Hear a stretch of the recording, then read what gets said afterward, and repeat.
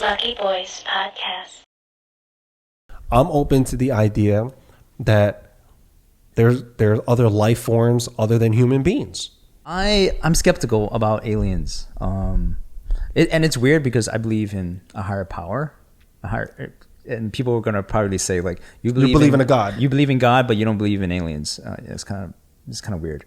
But yeah, I don't know. I just because I haven't seen any kind of like concrete evidence of aliens, that's why I subscribe to that notion. Is there a possibility that there was life on other planets but doesn't exist now? Yeah, most likely. But what concrete evidence do you have of God? That's the thing. Like for me, it's more of a feeling. Like I know that my life is guided by a higher power in some way. Like or by your genes. My genes? Yeah.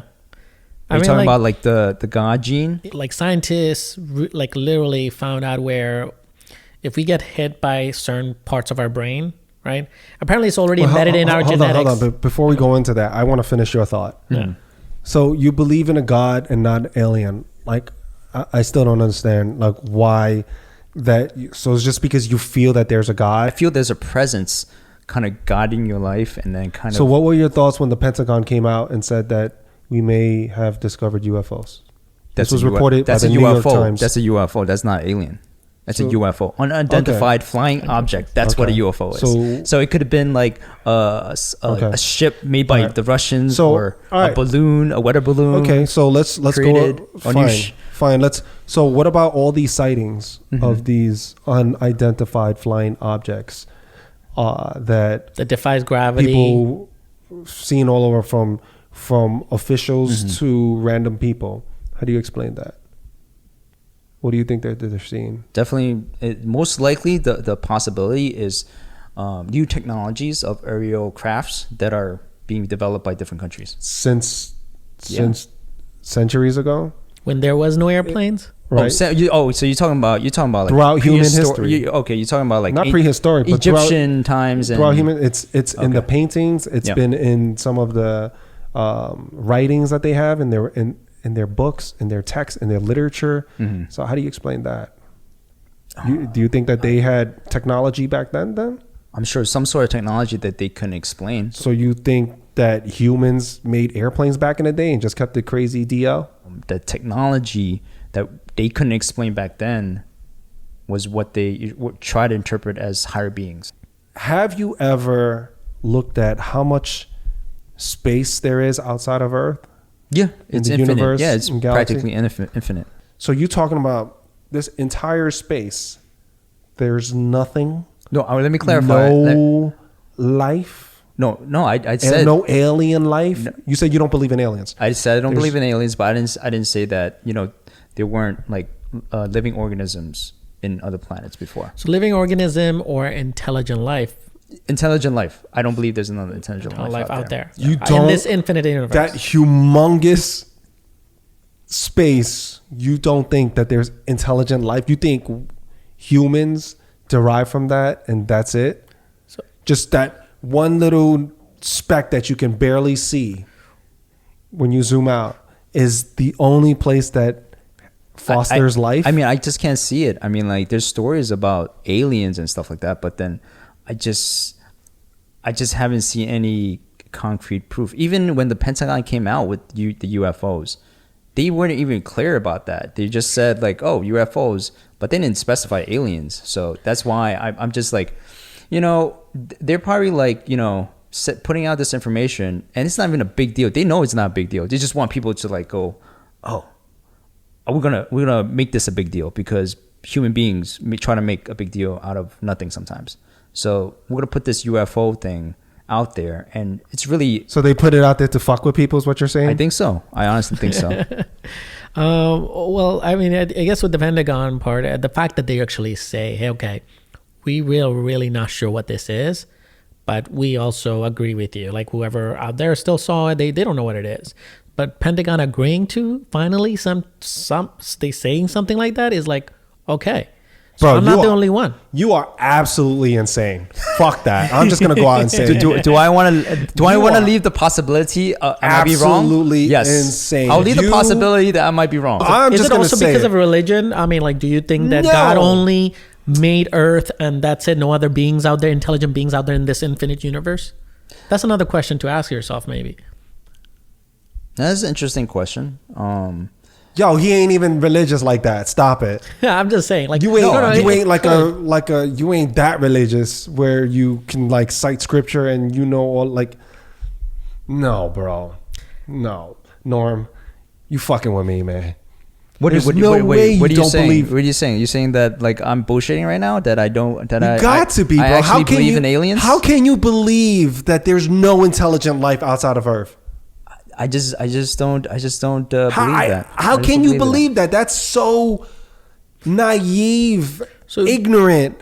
That's like deliberate ignorance. I'm saying like, you know, I don't believe it. It doesn't mean that I could be, you know, totally right on it. Are you saying that there was aliens maybe at a different time, but they're just not in our time right now? Because remember, the time scale of the universe is vast. So have you guys heard about the Fermi paradox? I have not. What is that? So it gets a little complicated, I guess, when you get deep dive in it. But the most simplest is basically that civilization go at a certain scale on technological advance, and he said either they kind of like, I guess if it could go to nuclear, they blew up themselves. They blow themselves up to, or they don't reach the technological advance, or they come to a point where they already reached a several level of like civilization 1, civilization 2, and then they kind of got bored and just like they're in a sleep mode.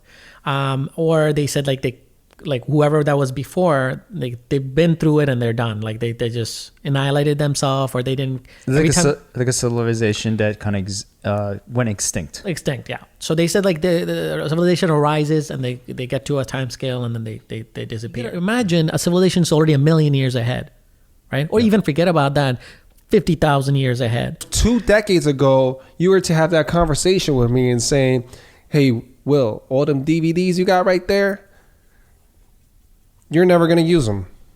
20 years from now, all this like space you're trying to, it's gonna be in the air. We're gonna call it the cloud, and you can pull from that information right on your phone. That little StarTech Motorola you got right there, or that Nextel. You can watch movies on a cell phone. You can stream it. How you like that? And it'll have a whole library." I would say, shut the fuck up. Get out of here. No way. Mm-hmm. How? And that phone you got, you're not even going to call people anymore with it. It's not really going to be a phone. We're going to call it a phone, but it's not going to be a phone. And you don't need even to touch it. You could it's just really just a supercomputer in your pocket. You could speak to it and tell them to call.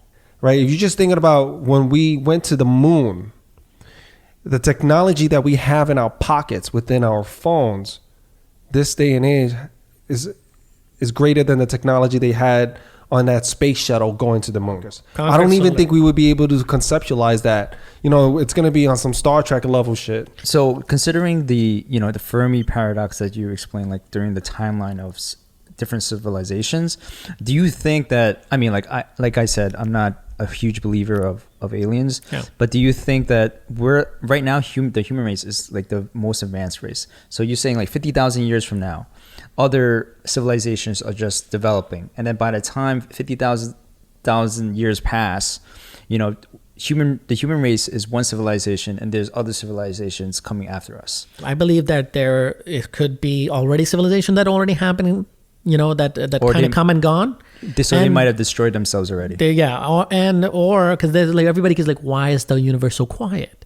We should hear something. Remember, the amount of time it takes for microwaves or radio waves to travel. Our civilization already probably got to that point, and then they blew themselves up. But that noise is still coming to us. That's still coming to us. So by the time we get it, they probably already destroyed themselves, or not, or they might be still there. But I'm just saying, like, because it takes the distance and the vastness. Now, you guys know about interstellar travel. For us, we don't. I mean, I it sounds like it's impossible, but you know what? We've done the impossible. Like so many different things that we thought it was impossible, we made it possible. So I think it's all about finding the technology to get to a point where you do get to interstellar level. But then you got to start thinking about, okay, as a species, like, do you think that way anymore?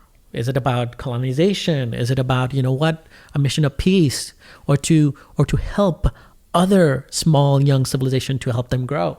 When we can find a way to colonize other planets and mine for their resources, I believe that after several hundred years there, we'll be able to have a technology and because of the resources that they have available either on their moon or that planet, that we'll be able to mine those and extrapolate what they have there. The properties to get them to that point where it's quantum traveling. Right, where it's abundant. Yeah. Because keep in mind, some planets, right, there's, I forget, was it Uranus or it rains diamonds. Really? Check it out. Check it out. So there's I think it's Uranus, but it rains diamonds. And there's also one of, I think, Saturn's moon, Europa, is mostly water. They prove that there's a lot of water present on that moon. And what the theory goes is where there's water, there's life. If you look at Earth, anywhere, even in the depths of the darkest points of the ocean, where there shouldn't be life, they're finding life because they're getting these robots and these submarines that's able to go all the way down, that handles that pressure, and they stick a camera with a flashlight on it or a headlight, whatever, and they're able to see all this life, and they're like mind blown. Like, how can it be possible? Life, from what we learn, is life finds a way. Okay, so yeah, you were right. So on Uranus and Neptune, scientists forecast rainstorms of solid diamonds. So the gems are formed in a hydrocarbon-rich oceans of slush that swamp the gas giants' solid cores. Right, isn't that crazy?